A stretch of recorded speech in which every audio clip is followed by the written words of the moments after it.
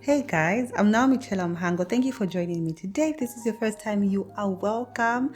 Today, we're talking about something I truly love to talk about and do, which is journaling. So, we're going to talk about what is journaling, how do you get started, and the benefits of journaling. So, when I think of journaling, guys, I started doing this when I was pretty young. I didn't even know to call it journaling, but I started when I was pretty young, and I don't know why, I just loved it. But when I think of journaling, I think of it as making a record, like keeping record of some sort. This could be keeping record of your emotions, your feelings, your thoughts, your experiences. Some people want to keep a record of grateful thoughts. Some people want to keep record of their journeys. Could be a physical journey, an emotional journey, an experience. So it's basically keeping record, and it's such a beautiful and helpful process, as we will see later in the video. So I would like to share with you some studies that were done that actually prove the benefits of journaling. There was a study that was done in 2006 by Burton and some colleagues that shows that journaling, making entries, helps to reduce the risk of depression in young adults, and they actually likened it to being as effective as cognitive behavioral therapy.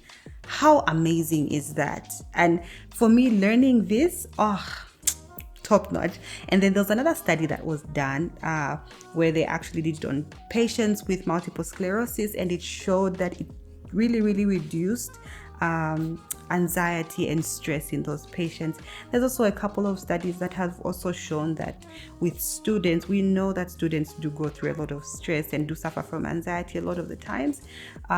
Just journaling, just the simple act of journaling has helped them manage their stress, their anxiety, and as a result, even obtain better grades just because they are able to kind of decipher whatever is going on in their mind.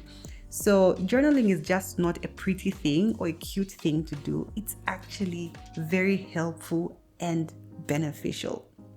With that said, let's go into how to get started.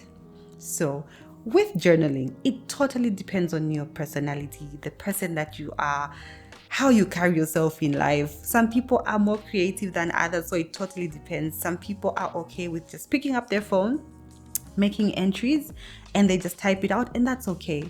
But there's other people like me who cannot stand doing that and having a digital journal. I need a physical journal. I'm just going to show you some journals I have. This is not even like half of what I have. I think I'll be too embarrassed to show how many I have, but this is one of my journals.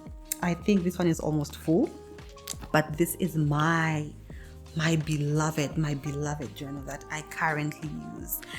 So for me, I feel like I am more of a creative person. So it's not just about writing what happened during the day. I took it an extra mile, and I would write pieces and poems. So I went into poetry with it, and I would even put some imagery attached to it. And for me, it was just about the process of understanding what's going on in my mind. Because even now, when I pick up my journals and I open them, even though there's imagery and stuff, I can understand exactly what was going on in my mind and my emotions. So that's a big part when it comes to journaling. It's a very important part. You have to understand who you are and make it work for you. It doesn't have to look the same as the other person, but make it work for you.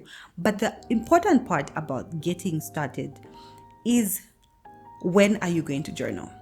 And I think sometimes we try to make unrealistic goals and say, I'm going to journal, and you're getting started, right? And you say, I'm going to journal for 30 minutes every single day for the next 6 months.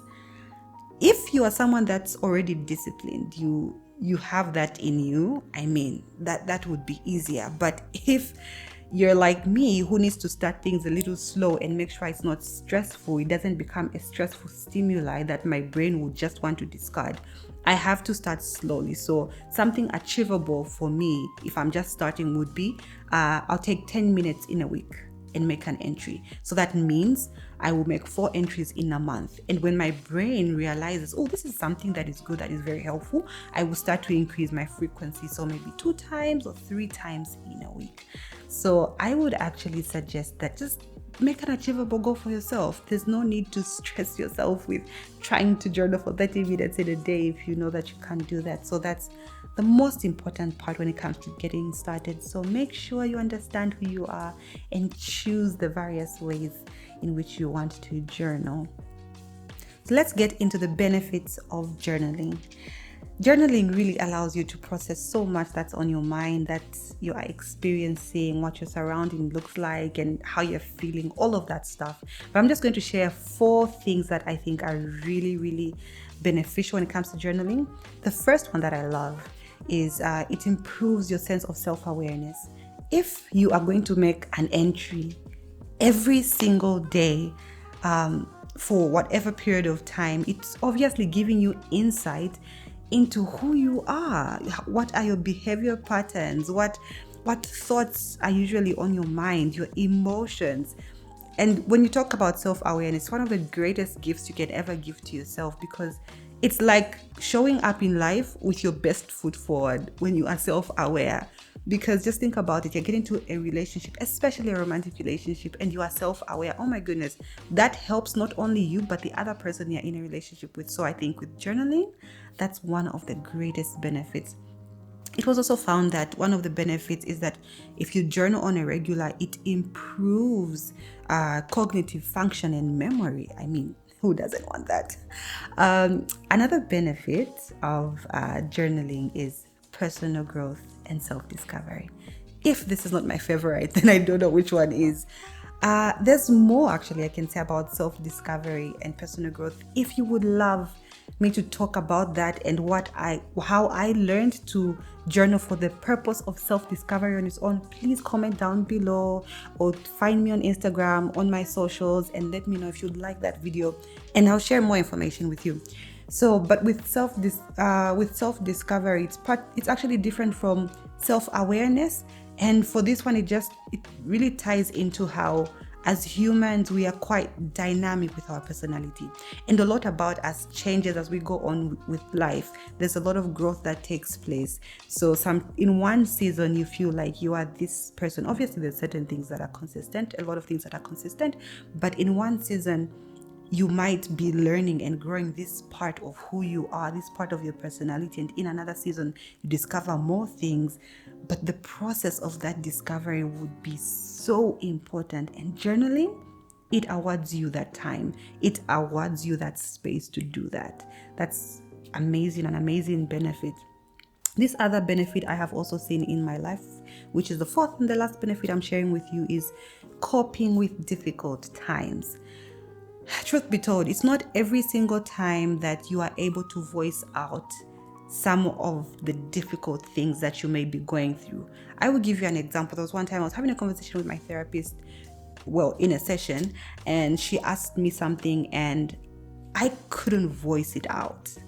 I just couldn't voice it out. It was only when she asked me to write it down that I was able to kind of express myself, which reminded me of so many times in my life when I have been unable to say certain things to myself, but I have been able to write them down. So journaling becomes such a useful tool when it comes to dealing with stressful moments. Because think about it, especially when you are going through depression or anxiety, your mind is clouded with so many negative thoughts. But then when you are allowed, or when you allow yourself space to actually journal, it's kind of easier for you to kind of understand what's going on. It doesn't take it away entirely, but it kind of aids the process of you dealing with all those difficult thoughts and painful thoughts that you're going through. So those are the benefits that I have found. There is more benefits, but these are the ones that I find are really important when it comes to journaling. And please let me know if you'd like another video on journaling. I am so excited to be sharing this with you.